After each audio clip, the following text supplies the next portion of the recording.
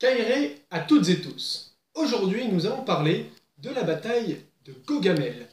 Alors, avant de parler de cette grande bataille, victoire d'Alexandre sur Darius, oui, je vous raconte déjà la fin, il faut commencer par vous donner le sujet de la prochaine vidéo. Alors, le sujet que vous devrez proposer sera tout simplement un pays, un nom de pays moderne, existant, et moi, je choisirai n'importe quelle période historique, philosophique, culturelle, n'importe quel site, peu importe, de ce territoire, ça sera mon choix, et je vous ferai une vidéo là-dessus. Donc les 3 premiers pays à être mentionnés, je devrais faire une vidéo dessus. Voilà, donc je peux commencer la vidéo. Alors, avant de parler de cette grande bataille de Gaugamel, je suis obligé de faire un petit point de contexte. Nous sommes pendant la campagne d'Alexandre le Grand. Pour celles et ceux qui n'ont pas vu la vidéo, n'hésitez pas à aller voir celle que j'ai faite sur Alexandre. Mais sachez que Alexandre est parti de Grèce et de Macédoine avec une grande armée. Il a vaincu à plusieurs reprises les Perses entre 334 et 331 avant notre ère. Il a conquis toute la Turquie, la Phénicie, une bonne partie de la Syrie actuelle, l'Égypte. Et là, il se dirige en direction du cœur de l'empire achéménide, de l'empire perse. Il a passé l'Euphrate et il s'apprête à passer le Tigre. Alors, son adversaire, Darius, ne fait pas rien pendant tout ce temps-là. Darius rassemble ses forces, il a été vaincu à la bataille d'Issos, donc c'est au nord du Liban actuel, et pour se venger, il rassemble une immense armée. Mais pendant cette défaite, et ça c'est très important, il a laissé énormément de prisonniers, et parmi les prisonniers qu'il a laissés à Alexandre, il y a sa femme, sa mère, 2 de ses fils, 3 de ses filles, et son fils. Donc il a laissé quasiment une grande partie de sa cour, de sa famille, d'énormes trésors. En plus, l'armée d'Alexandre est alourdie par tout son butin, et Darius le sait. Et Darius, il sait qu'Alexandre est un brillant général, et il cherche une solution diplomatique au conflit. Et il va envoyer plusieurs ambassadeurs à Alexandre, qui est en train de marcher en réalité vers Babylone, donc d'abord vers l'Irak, puis ensuite vers l'Iran actuel, vers la Perse, donc vers le cœur de l'Empire achéménide, et il cherche en fait à gagner du temps, ou du moins à proposer une paix à Alexandre.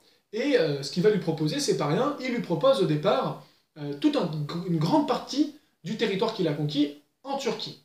Évidemment, Alexandre refuse. Alors ça, c'est toujours la même chose, quand vous négociez, vous faites des petits échanges comme ça, et vous dites d'abord assez bas, puis après petit à petit vous montez. Donc ensuite, il propose un peu plus, et à la 3e ambassade, lorsqu'Alexandre a vraiment refusé à chaque fois, il lui dit, bah voilà, tu gardes tout ce qui est à l'ouest de l'Euphrate, tout ce qui est à l'ouest de l'Euphrate, c'est pour toi, c'est cadeau. Et en plus, tu deviens mon gendre, parce que j'avais prévu de marier ma fille à un des grands satrapes Macéos, mais je vais la marier finalement avec toi, et comme ça tu seras mon gendre, et presque mon héritier. Donc c'est une très riche proposition qu'il fait à Alexandre, et en plus il lui dit, je vais pas te corrompre, mais je te propose une immense somme d'argent, je ne me rappelle plus le nombre de talents, en plus les auteurs sont pas d'accord, mais c'est quelque chose de faramineux, ça se compte en tonnes d'or en réalité, et il dit, pour simplement récupérer les otages que tu as, qui sont mes 2 filles, mes 2 autres filles, mon fils, qui est son héritier, et ma mère et ma femme.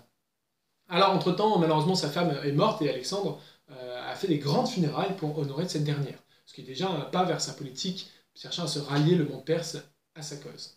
Bon, bref. Et il y a plusieurs versions sur ces réponses, mais toutes s'accordent sur un point, c'est que beaucoup des généraux d'Alexandre veulent qu'il accepte. En fait, les Macédoniens et les Grecs considèrent qu'ils ont fait déjà énormément, beaucoup plus que ce qu'ils ne prévoyaient au début de l'expédition, qui devait à la base seulement conquérir une petite partie de la Turquie, en fait l'Asie mineure, vraiment libérer et faire une sorte d'état tampon entre les États grecs d'Asie mineure et l'Empire perse, et là ils sont allés beaucoup plus loin qu'ils ne l'espéraient. Et finalement ils disent c'est une paix propice qui est proposée par les Perses. Alors, donc les sources sont divergentes, il y en a plein, je vous les cite dès maintenant. On a, alors les sources directes malheureusement ont disparu, mais on avait des récits de son biographe personnel, Callisthène, mais aussi de ses généraux, Aristoboule, Nicanor, Ptolémée qui a fait tout un récit sur lui. Malheureusement, la plupart de ses ouvrages ont disparu, il ne nous en reste que quelques fragments, et on a surtout des informations qui nous viennent d'auteurs antiques, quand même, mais postérieur à la période, et bien postérieur puisqu'il date de la période romaine. On a évidemment Diodore de Sicile, qui parle de tout ça, Cathesurs, Plutarque, on a Polybe qui en parle de temps en temps, on a évidemment Arien. Voilà, je cherchais le nom, et on a Arien. Alors Arien, c'est un général du 2e siècle de notre ère, hein. Sauf que le récit d'Arien semble être le plus complet, le plus détaillé, notamment parce que ses sources sont directement les ouvrages d'Aristoboule et de Ptolémée. Donc je m'appuie principalement pour cette vidéo sur le récit d'Arien, mais je vais chercher un peu chez Plutarque qui prend les mêmes sources, qui cite les mêmes sources, mais quand même aussi chez Diodore de Sicile qui lui cite plutôt Callisthène. Donc voilà, je ne vais pas rentrer dans un grand débat historiographique, mais sachez qu'il y a plusieurs sources. Et toutes vont répondre que Alexandre refuse. Et il y a une des paroles que j'aime bien d'Alexandre à ce sujet. En fait, son plus vieux général, Parménion, lui dit qu'il est fou de refuser, et que si lui était Alexandre, il accepterait. Et Alexandre de lui répondre, moi aussi, si j'étais Parménion. Donc oui, il est parti avec ses lunettes de soleil, comme ça, tranquille, en mode thug life. Mais en bref, Alexandre est opposé à ses généraux, qui veulent, en fait, conserver ce qui a été gagné et ne pas tout risquer à nouveau dans une grande bataille. Et Alexandre, lui, n'a pas du tout cette ambition, et on sait qu'à partir de là, Alexandre part réellement à la conquête de l'Empire, et toutes les sources sont d'accord là-dessus.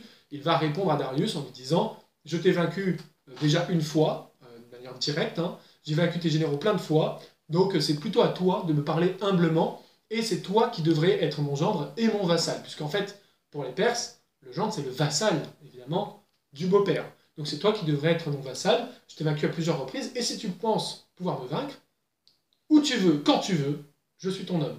Donc il lui propose clairement un défi, et ce défi est particulier, puisqu'il lui dit, voilà, je vais venir chez toi, et je vais accepter le champ de bataille que tu souhaites. Parce que Darius, pendant toute sa politique, pendant les années où il a perdu après Issos, il met ça sur le compte d'un mauvais choix du terrain, hein, notamment de la bataille d'Issos, où il était enserré par d'un côté la montagne et de l'autre côté la mer, sur un terrain inégal, ce qui ne lui permettait pas de profiter de l'avantage numérique de son armée, car, vous allez le voir, les armées perses sont évidemment bien plus nombreuses que les armées macédoniennes. Alors, l'armée d'Alexandre à cette époque, c'est une armée vraiment costaud, hein. Elle a l'élite de son expédition, ça fait 3 ans qu'ils font la guerre, qu'ils marchent à travers un petit peu tout le Proche-Orient. Elle est composée de 31 000 sarissophores, donc phalangistes tenant les immenses saris de plus de 4,70 m, 5,20 m de long, en formation serrée. Donc ça, c'est vraiment la formation privilégiée de l'armée macédonienne. Elle a, en plus de ça, 9 000 hypaspis, donc des hoplites, mêlés à des frondeurs qui viennent des Baléares, qui viennent de Thrace, qui viennent un peu de partout, de Phocide, de Thessalie, mêlés avec tout ça, avec en fait des javeliniers, des archers crétois, bref, il a des agriens aussi, des troupes légères agriennes qui sont très importantes pour la suite. Bref, donc 9000 fantassins plus légers entre guillemets, puisque les hypaspistes quand même sont des boucliers, ils ont une tenue d'hoplite, hein, mais bon, on les met dans les tenues légères, et il a 7000 cavaliers. Et parmi ces 7000 cavaliers, de la cavalerie destinée à harceler l'adversaire, mais qui est quand même compétente au corps à corps, notamment les cavaleries thraces, les cavaleries thessaliennes, les cavaleries grecques aussi, du Péloponnèse, donc de tout un ensemble de cavaleries alliées, et surtout, il a sa cavalerie lourde, la cavalerie lourde macédonienne, qui utilise une saris un peu raccourcie, qui lui permet de toucher les rangs adverses, et surtout de charger au corps à corps. Elle est bien protégée par un équipement qui est d'habitude plutôt lié aux fantassins, et cette cavalerie est extrêmement expérimentée, puisqu'elle a, à chaque fois, c'est elle, dans les grandes batailles, Granique et Issos, c'est elle qui a permis le débordement de l'adversaire, et d'appliquer ce qu'on appelait la tactique favorite d'Alexandre, l'enclume et le marteau. L'enclume étant sa formation hérissée de pique, et le marteau étant la cavalerie qui fait le tour, qui perce à un endroit la cavalerie adverse, et qui, au lieu de s'acharner sur elle, fait le tour et prend un revers.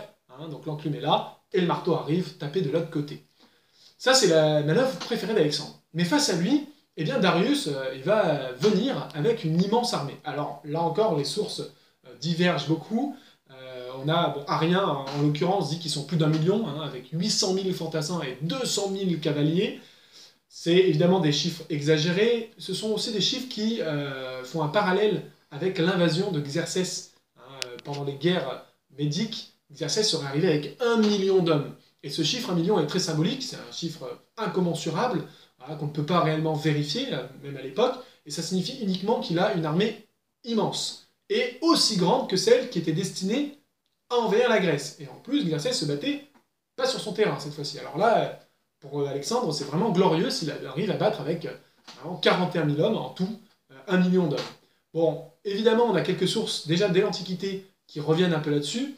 Je crois que c'est Diodore de Sicile qui fait c'est rare, qui prend un chiffre plus bas. Et on va dire que la plupart des historiens sont d'accord avec ça pour dire qu'ils sont 3 à 6 fois plus nombreux que les Grecs. Et en gros, ils ont 200 000 fantassins, ils ont entre 20 000 et 50 000 cavaliers, ils ont 200, et ça c'est un chiffre qu'on retrouve dans tous les textes, donc là par contre on sent qu'ils les ont comptés les Grecs, pour eux ça leur a fait peur comme armement, ils ont 200 chars armés de faux, alors ce sont des chars en réalité qu'on va mettre sur le devant du champ de bataille, et on va hérisser de pointe les chevaux, bien les protéger, bien protéger ceux qui sont dessus, et on va mettre des faux au niveau en fait, du garde-corps, ce qui fait que ça arrive à peu près au niveau de la tête, et des faux au niveau des roues, ce qui fait que ça arrive à peu près au niveau des hanches ou au niveau des jambes. Et enfin, on va mettre même des pointes, des lances un peu sur les côtés, donc c'est tout hérissé, et ça permet en fait à tout guerrier qui s'avance de le repousser et de le toucher au moment du corps à corps. Donc ce sont des armes terribles, et Darius décide d'attendre son adversaire, alors il brûle en fait tout le territoire pendant la marche d'Alexandre, et il s'installe avec son armée à 100 km au nord du village d'Arbélès, c'est pour ça que certains appellent cette bataille la bataille d'Arbélès, mais dans un lieu-dit qu'on appelle Gogamel, c'est-à-dire la maison du chameau. Bon, il y a des interprétations sur ce nom, mais sachez que cet endroit est en fait une grande plaine où il y a une source d'eau destinée aux chameaux, justement, et c'est pour ça que l'armée de Darius peut s'installer là, elle a des approvisionnements. Et cette immense plaine, il va travailler à la planir, il va enlever les petits cailloux, voilà, tous les cailloux qui pourraient gêner les chars à faux, sa grande cavalerie, et elle est très bien disposée, c'est une sorte de cuvette entre deux petites vallées, deux collines, ce qui permet en fait à lui de se mettre sur une hauteur, voilà, et de contrôler même la hauteur qui est avant le champ de bataille, pour cacher le champ de bataille à l'ennemi lorsque ce dernier va arriver. Donc, il s'installe là, avec son immense armée. Et je vais vous présenter un petit peu cette immense armée, et nous allons attaquer la bataille qui s'est passée fin septembre, début octobre. On retient la date généralement du 1er octobre de l'année 331. Alors, c'est parti pour le champ de bataille. Alors, je vous ai préparé un truc avec les moyens du bord. Vous m'excuserez, je fais avec ce que j'ai. Pour celles et ceux qui sont curieux, c'est des jetons issus du jeu Blood Rage, qui est un jeu de stratégie. Voilà. Alors, ici, je me suis mis à un côté grec, vous comprenez, vous avez l'armée d'Alexandre, et ici, vous avez l'armée de Darius. Alors, je vous présente d'abord l'armée d'Alexandre, puis l'armée de Darius. Donc, armée d'Alexandre, 41 000 hommes, il a disposé son armée, il sait que l'adversaire est bien plus nombreux, dans une formation qui est très particulière, c'est ce qu'on appelle l'ordre oblique. Alors, il va tout simplement disposer son infanterie principale, ses phalangistes, qui sont ici. Alors, excusez-moi, normalement ils sont 31 000, vous imaginez que ces corps-là sont des corps les plus chargés en hommes, les autres sont là pour vous montrer un peu les manœuvres, mais c'est ceux-là, les corps les plus chargés en hommes, 31 000, donc c'est l'essentiel de son armée, 31 000 hommes, ici, qui portent les sarisses, et ils sont dans un ordre oblique. En fait, on refuse une des ailes, en l'occurrence l'aile gauche, voilà, on refuse une des ailes à l'adversaire, pour retarder l'approche de l'adversaire, et lui permettre, en fait, à cette armée de résister plus longtemps, parce qu'Alexandre va jouer sur le temps, et vous allez voir. Alors, c'est pas une innovation technique, on dit souvent, il a innové complètement. Épaminondas, à la bataille de Leucre contre les Spartiates, donc les Thébains contre les Spartiates, avait déjà adopté un ordre similaire pour refuser une aile face à une armée adverse. Je vous en parlerai le jour où je parlerai de Leucre. Et donc, il récupère des tactiques qui sont connues dans le monde grec, et il va effacer une de ses ailes. Il va protéger son infanterie avec, notamment, sur le flanc gauche ici, des traces, donc l'infanterie trace de Citalkès, et on va mettre ici des frondeurs et des archers crétois et frondeurs et des peltastes. Ici, il va disposer ses hypaspis et son agéma, donc c'est une infanterie lourde, d'hoplites, on peut les qualifier ainsi, un peu plus léger, capable de se déplacer rapidement, sont des mercenaires et des combattants expérimentés, menés notamment par le commandant Nicanor. Cratère mène l'aile gauche et tous les bataillons sont dédiés à des généraux. Ensuite, vous avez à l'arrière 2 régiments, alors, qui sont soit des Thraces, soit des phalangistes, eux aussi, destinés en fait à venir aider les troupes qui sont devant elles si elles se font percer à un endroit, mais surtout qui sont destinés à se retourner si l'adversaire fait le tour de l'armée, puisqu'on s'attend à être débordé, évidemment. Donc voilà, ça, si vous demandez ce que c'est le camp de l'armée d'Alexandre. Ensuite, sur son aile gauche, il va disposer de la cavalerie. Il va disposer sa cavalerie thessalienne,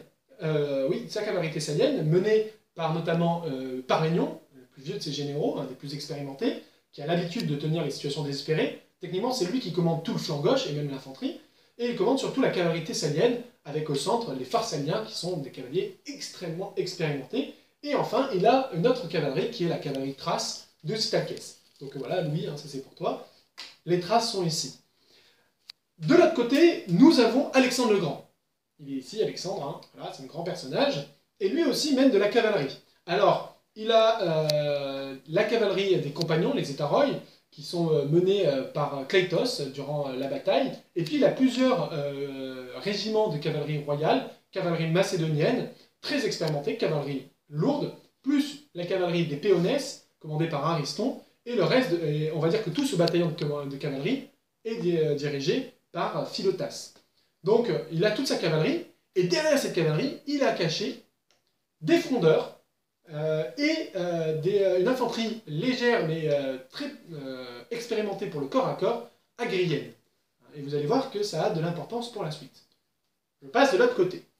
En face, Darius, lui, a rassemblé une immense armée, je vous l'ai dit. Et bon, tous les récits s'accordent quasiment pour énumérer tout l'angle, tout l'axe de l'armée en partant de la gauche vers la droite. Je ne vais pas vous faire tous les peuples, mais sachez qu'il a rassemblé, surtout sur l'aile gauche, si je me rappelle bien, dans la cavalerie. Alors la cavalerie, c'est celle-là.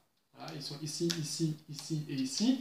Une immense cavalerie de Sogdiens, de Bactriens, donc c'est les régions afghanes et ouzbèques d'aujourd'hui, de Sassiens, on dit dans les textes, de Sacs, donc des Sas, et de Scythes. Donc en fait, ce sont des peuples cavaliers des steppes, très expérimentés aussi, sachant que les Bactriens et les Sogdiens ont des armures, ce sont quasiment des cataphractaires. Ils ont des protections sur tout le corps, et le cheval est bien protégé. Donc ce sont des chevaliers lourdement armés. Donc cavalerie lourde, aussi puissante que celle, et même mieux protégée que celle d'Alexandre.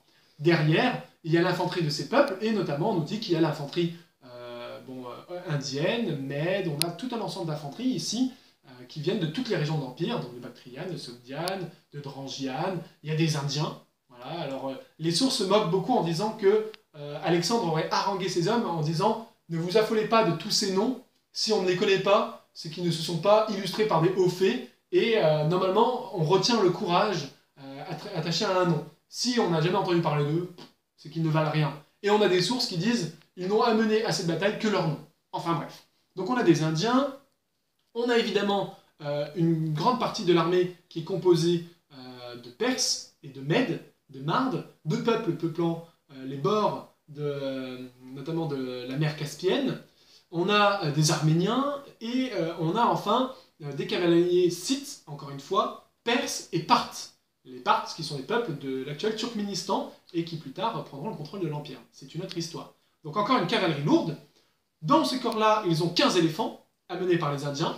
Ils ne vont pas avoir beaucoup d'importance, mais tout de même. Et enfin, 50, 50, 50 et 50, en tout, 200 chars. Voilà.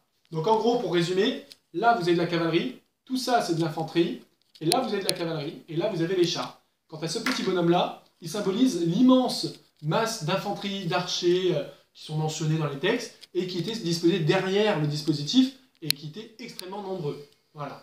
Donc, la bataille s'engage par, à la veille de la bataille, déjà, on a les généraux d'Alexandre qui viennent le voir et qui lui disent, juste avant cette disposition, il faut attaquer de nuit, et Alexandre va leur dire, non, je ne laisserai pas à la nuit voler, en fait, ma victoire. En gros, il veut une victoire au grand jour, sur le terrain qu'a choisi Darius, pour montrer, en fait, aux généraux perses, pour les rallier à lui. Voilà, pour vraiment l'écraser.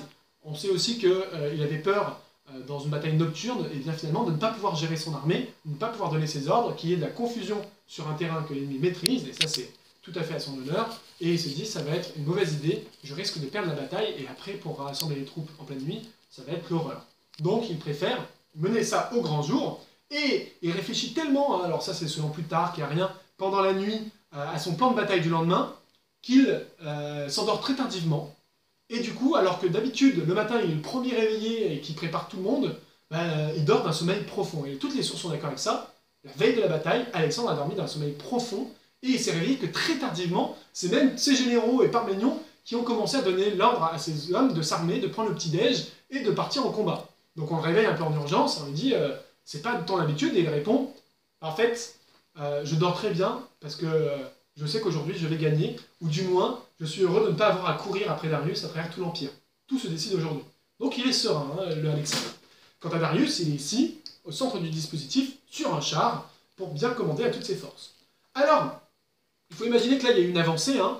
Les forces à la base étaient ici, et elles ont avancé progressivement sur le champ de bataille.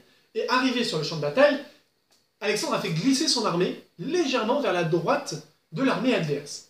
Darius, lorsqu'il s'en rend compte, il commence à donner l'ordre à son armée d'avancer, elle aussi, pour les assaillir, et il donne l'ordre à Bacéos, qui est en fait un de ses satrapes, qui commande la cavalerie bactrienne, c'est un satrape de Bactriane, et les Sogdiens, de tuer Alexandre. Donc il ne doit pas laisser cette cavalerie lourde réussir à percer et à faire la technique de l'enclume et du marteau habituelle.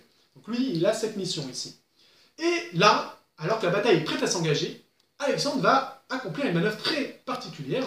Il va partir avec toute son aile droite sur la droite. Il s'en va. Voilà. Et surtout, il faut savoir que, avec la poussière, le nuage de fumée, alors il part pas rapidement, il part tranquillement, au trop, hein, avec le nuage de fumée que cela provoque, on ne voit pas l'infanterie légère qui est derrière.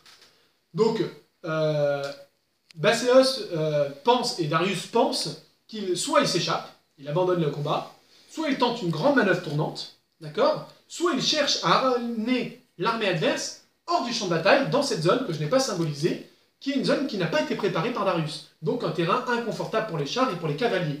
Donc Darius se dit, tiens, il veut en fait m'amener sur un mauvais champ de bataille. Et c'est pour ça qu'il a fait glisser toute son armée comme ça. Donc il faut attaquer maintenant. Donc là, Darius, il donne l'ordre à toutes ses troupes d'attaquer, et notamment, il donne l'ordre à Bacéos d'attaquer Alexandre et de suivre son mouvement. Donc Bacéos part avec toute sa cavalerie et quelques chars, hop, pour intercepter Alexandre qui est censé partir dans cette direction. Et pendant ce temps, il envoie, alors voilà, je continue un peu le mouvement, hein, tac. Et pendant ce temps, il envoie l'ordre à son armée de charger. Donc, toute la première ligne, toute l'infanterie va charger, et juste avant ça, il y a les chars qui s'élancent. Alors, il va y avoir deux stratégies face aux chars. D'abord, ici, je ne les ai pas mentionnés, mais ce sont les troupes légères, hein. Ici les Thraces, les archers crétois, les frondeurs, les peltastes grecs. Ils vont harasser et tuer déjà des cavaliers, beaucoup de cavaliers vont mourir. Ceux-là, la plupart de ces chars-là, vont complètement disparaître au milieu des Thraces qui vont faire des manœuvres, éviter les chars, leur lancer des javelots dans le dos. Donc hop, ça on élimine du champ de bataille, hein. Les morts je les mets ici. Hein. Et quant à ceux-là, lorsqu'ils vont arriver au corps à corps, en fait, les phalanges vont s'écarter à leur passage. Ils savent que les chevaux vont chercher, non pas à venir s'empaler sur les pics, mais à passer dans les creux. Donc ils vont passer dans les creux, hein, et les phalangistes s'écartent, et derrière, lorsqu'ils sont passés, ils ont perdu leur élan, ils se retrouvent au milieu de l'armée adverse, et ils se font éliminer aussi. Hein. Quelques rares survivent, et les sources vont quand même mentionner les pauvres Grecs et Macédoniens qui ont eu les jambes, les torses, les têtes arrachées, coupées par les chars, mais ils sont peu nombreux. Donc très peu de pertes dans cette zone, mais ça a couvert au moins l'avancée, en fait, de toutes les troupes de l'Empire perse. Donc l'armée perse avance tranquillement, voilà, hop, rappelez-vous de l'avant-garde, alors tout ça, ça tire des flèches, hein, évidemment, ça envoie des javelots, et il y a la cavalerie qui charge. Alors là, vous imaginez, les Thraces se replient, et on a de la cavalerie qui arrive. Donc, là, le choc va avoir lieu entre les deux armées. Et tout de suite, on se rend compte de quelque chose, c'est que Alexandre, à ce moment-là, à ce moment précis, a créé une faille dans le dispositif adverse. Il est en train, progressivement, de séparer l'aile gauche de Darius de son centre, tandis que lui part avec sa cavalerie sur la droite. Et il a confiance en ses hypaspies, donc ses hoplites, pour couvrir le flanc de l'armée, et pour ses troupes de réserve, ou les troupes légères qui sont à l'intérieur, pour couvrir ce flanc-là. Donc Darius va garder des forces de réserve derrière, parce qu'il sait qu'il a déjà un avantage numérique dans cette zone. Donc là, les troupes arrivent au corps à corps. Alors c'est la boucherie, hein, vous imaginez, ils sont lancés en pleine charge sur le mur de pique adverse et sur les hoplites qui progressivement subissent un énorme choc et qui viennent se faire épauler. Donc il envoie des troupes en renfort et il commence à écraser ce flanc. De même ici, hop, il commence à écraser cette zone-là. Pendant ce temps, la cavalerie, ici, va chercher cette faible cavalerie, en regard de la cavalerie adverse, cavalerie thessalienne et thrace, va harceler de javelot l'adversaire, elle va essayer de l'entraîner loin du champ de bataille. Et quant à cela, ils courent avec et ils appuient la cavalerie. Sauf que, ici, Macéos, donc celui qui aurait dû être le gendre de Darius, et qui plus tard sera un des généraux d'Alexandre, il va se rallier à Alexandre, Macéos, qui est un Perse, ordonne à une partie de sa cavalerie de partir, piller le camp et libérer les prisonniers. C'était un des objectifs de la bataille, hein, rappelez-vous pour Darius, il faut libérer, donc ça j'enlève le camp, il faut libérer, pardon pour le gingembre, il faut libérer la mère d'Alexandre, ses filles, son fils et tout ça. Donc, ils viennent et ils attaquent le camp qui est gardé là aussi par quelques traces qui se font massacrer pour beaucoup. Et les troupes légères vont énormément souffrir pendant cette bataille. Et ensuite, ils se retournent pour attaquer, évidemment, les troupes d'Alexandre. Cette cavalerie-là, du coup, va se retourner et elle va livrer un combat féroce contre cette cavalerie, épaulée par les Thraces. Donc là, la bataille, elle est un petit peu, elle est quasiment perdue, elle est très difficile, on est en train de se faire contourner, et l'infanterie, parce que là, j'ai pas assez de jetons pour vous montrer, mais l'infanterie perse commence à être de plus en plus nombreuse. Et c'est là qu'il y a le coup de génie d'Alexandre le Grand. En fait, Macéos, à un moment, charge. Il dit, c'est bon, j'en ai marre de le suivre, il charge. Et au moment de cette manœuvre, Alexandre va tout simplement faire virevolter sa cavalerie, ici, et il va dévoiler son infanterie légère, qui était derrière, qui part en courant. Il courait depuis le départ derrière les cavaliers qui étaient au trot, donc qui s'est épuisé, qui s'est économisé, et cette infanterie va charger, donc c'est rare, une infanterie légère charge une cavalerie lourde. Et ils vont résister héroïquement, mais la plupart vont mourir malheureusement pendant cet affrontement. Et en plus de ça, eh bien, pendant qu'il y a cette faille-là, une partie de la cavalerie qui était à l'arrière, les chars à faux notamment, partent en direction de l'armée d'Alexandre, donc pour la prendre à revers, tandis que deux corps de cavalerie le pourchassent. Donc ils sont derrière. Voilà, ils commencent à partir derrière, parce que ça suffit largement, en fait, les quelques troupes qui sont contre les frondeurs et les agriens. Et c'est là le génie d'Alexandre. Alexandre va tout simplement envoyer une partie de sa cavalerie résister, retenir la cavalerie qui est derrière lui, une partie, donc je ne sais plus quel est le général qui l'envoie, les cavaleries péoniens menés par Agathon vont venir charger dans le dos, donc un petit peu la technique du marteau, pour venir un peu soulager ce flanc qui est en train de céder complètement, donc qui vient soulager, là ça fait quasiment un cercle, l'armée macédonienne, donc soulager l'infanterie, et quant à lui, avec sa cavalerie d'élite, ses compagnons, il charge directement sur Darius. Voilà, en plein dans Darius. Et là, Darius, il a des troupes d'élite avec lui. Il a derrière déjà beaucoup d'infanterie, mais il a aussi ces 10 000 immortels, qui sont son armée d'élite qui est avec lui. Et la plupart des textes sont d'accord pour le dire, au moment où il arrive, Darius est là, il voit Alexandre, il est sur son char, Alexandre le voit, et Alexandre, qui avait prévu ça, parce qu'on le voit, parce qu'un peu plus tôt, je ne l'ai pas dit, mais dans son discours, il avait mis un javelot dans sa main gauche. Il a sa lance, il a son épée, mais il a un javelot. Il s'empare de son javelot, il lance son javelot, alors, fait héroïque ou non, peu importe, les sources disent qu'en tout cas, ce javelot, lancé par Alexandre ou non, va atteindre le cocher de Darius. Donc Darius, sur son char, il y a quelqu'un qui tient pour lui les rênes. Lui, il est avec un arc, probablement, ou des javelots, ou tout simplement, il donne les ordres. Et en fait, son cocher est tué. Et déjà, il y a un peu la panique dans cette partie de l'armée, parce qu'elle est en train de subir une charge de cavalerie. Elle ne s'attendait pas du tout à ça. Et l'infanterie qui est là sont des archers, sont des troupes légères, des Indiens, qui ne sont pas trop fidèles. Et ils sont là, ils ne savent pas trop pourquoi ils se battent pour Darius. Et du coup, certains vont commencer à fuir, à se retirer, et Darius va sentir qu'il est menacé. Et ça, par contre, toutes les sources sont d'accord, et c'est ce qui a fait gagner à Alexandre la bataille, alors même qu'une partie de la cavalerie allait enfin arriver dans son dos. Darius, il voit beaucoup de poussière, et il s'est dit, bon sang, comment j'ai réussi à être chargé? Ma cavalerie là-bas a été vaincue, je vais me faire capturer. Darius décide de s'enfuir. Et avec lui, fuit une grande partie de l'armée. L'essentiel de son armée, qui vient de se prendre une charge dans le dos, et qui voit en plus que Darius a été tué, le bruit court, commence à s'enfuir, du moins tout son flanc droit, et la cavalerie ici, qui vient de massacrer en partie, désolé pour les Agriens, alors ils ne sont pas tous morts, mais voilà, une bonne partie de ces hommes-là, se décident à ne pas continuer le combat contre cette cavalerie et cette cavalerie, mais de se retirer, alors il y en a qui meurent évidemment, hein, de se retirer pour protéger, en fait, le grand roi, ou du moins, le camp. Et oui, puisqu'il y a le camp royal qu'il faut protéger, hein, où il y a tous les biens, tout le trésor, voilà, c'est vraiment richissime. Et toute cette cavalerie s'enfuit, voilà. Et là, Alexandre a deux choix. Soit il rassemble sa cavalerie et il pourchasse l'adversaire, soit il vient au secours de ses troupes. Alors, plusieurs textes ne sont pas d'accord. Certains disent qu'il y a un messager qui avait été envoyé par Parménion pour dire, parce que tout ça, ça se passe en simultané, hein, qu'il est en train de perdre ici sur le flanc gauche, que le camp a été pris, que c'est une catastrophe, et il envoie un messager, et le messager ne serait pas arrivé. Et d'autres disent à l'inverse que le messager arrive, et Alexandre se retrouve dans un dilemme, et là, il y a encore le coup de génie d'Alexandre, parce que la poursuite de l'adversaire, c'est très important, mais on a plein de batailles où des généraux vont poursuivre l'adversaire, et malheureusement, eh bien, ils vont perdre la bataille, parce que pendant qu'ils poursuivent l'adversaire, leur armée a été défaite. Et là, Alexandre va venir au secours, en fait, de son aile gauche.